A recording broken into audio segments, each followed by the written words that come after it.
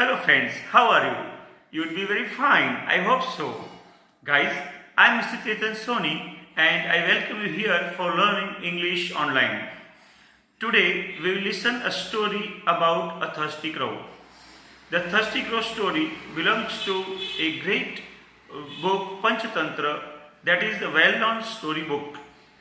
And the story would be, the today's story would be in present tense only. Second thing, we would call the thirsty crow as he, because we take he or she for a thinking animal, and today in our story we are taking the crow as a thinking animal. So here I am going to start a story. There is a crow. He lives in a jungle.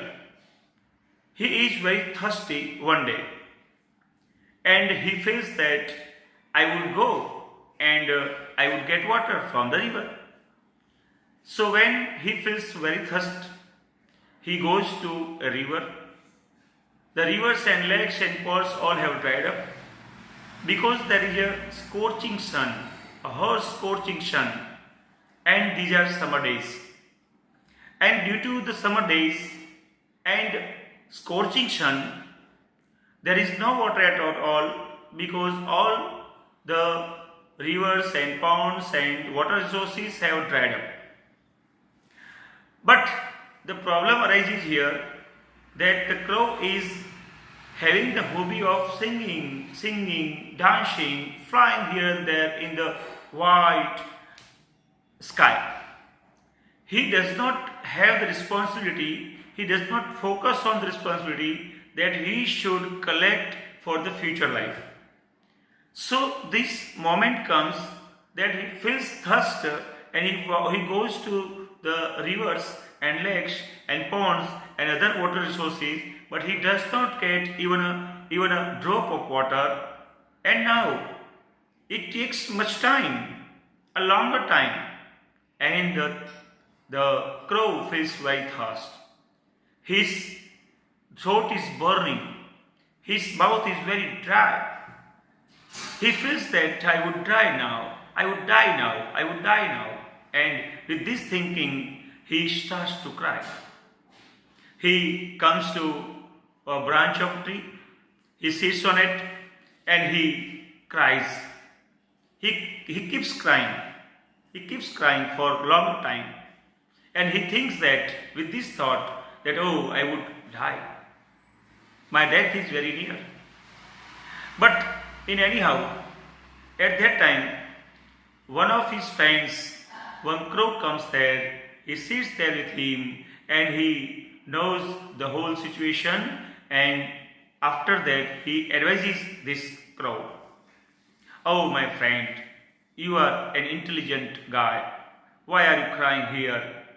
And why are you crying? It is rather good to search water than to die, to sit idle here and wait for die. So with this thought, the crow takes decision and he starts to fly in only one direction.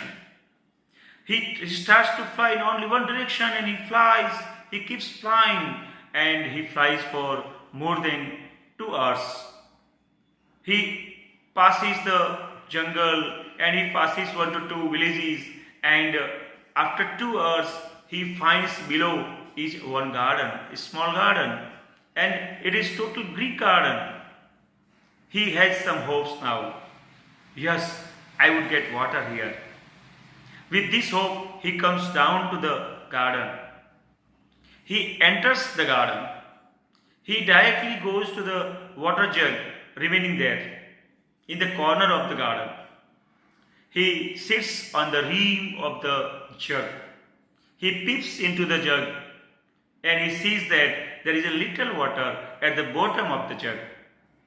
Now he starts to drink water. He tries to drink water. He enters his neck into the jug, but the problem arises here as he cannot put his neck, his head into the jug, his beak into the jug, because there was a little water only at the bottom, and the rim of the jug the opening of the jug, the rim of the jug was very narrow.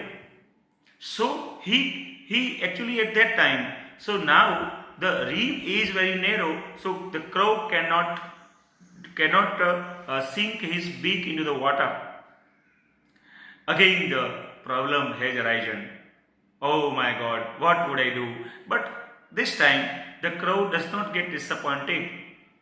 He has some hope that there is water, and in anyhow I would get the solution and I would be able to satisfy my thirst. He wanders here and there. He wanders here and there, and he tries to find out the solution. And our ancient people, our guardians have told us that if we keep the problem in our mind and find out the solution, if we try to find out the solution, our mind gives us the solution. Yes, we must focus not on our problems, we must focus on our solution of those problems. And the cry does the same thing. And he wanders here and there, and he sees some pebbles in one corner of the garden. He sees some pebbles, small stones. He sees some pebbles. He goes to the pebbles. He picks up one stone with his beak, and he comes to the rim of the jug. He drops the small stone, the pebble, into the jug. He repeats the same thing. Again he goes to the pebbles. He picks up one pebble. He comes to the jug. He drops it into the jug. Again he goes there. Again he comes here. Again he goes there. Again he comes here and drops the pebbles into the jug. The same thing, while he is repeating the same thing, one moment comes and the water level at the bottom of the jug, the water level comes up. Due to the scientific reason, the water level comes up, and in no time,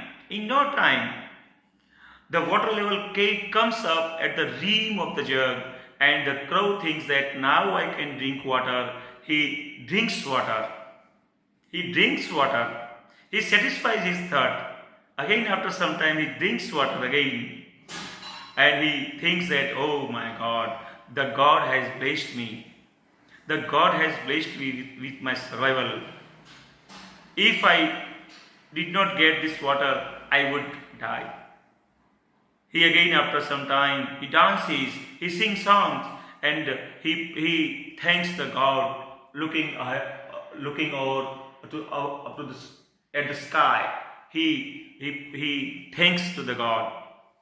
Oh God, thank you very much. You have provided me the water. Now again he drinks water, he cows happily, and then he flies away.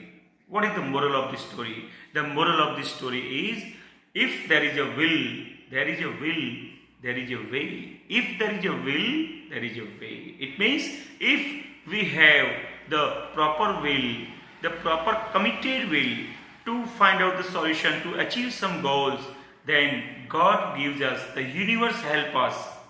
The universe helps us for finding out the solution, for achieving that goal. So with this, I am winding up my session for today.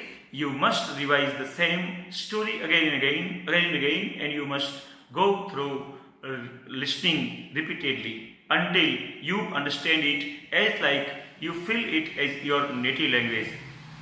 So don't forget to like and subscribe this session and channel, and don't forget to give your sweet comment, and don't forget even to circulate this clip among your all friends and relatives. Thank you. Bye bye.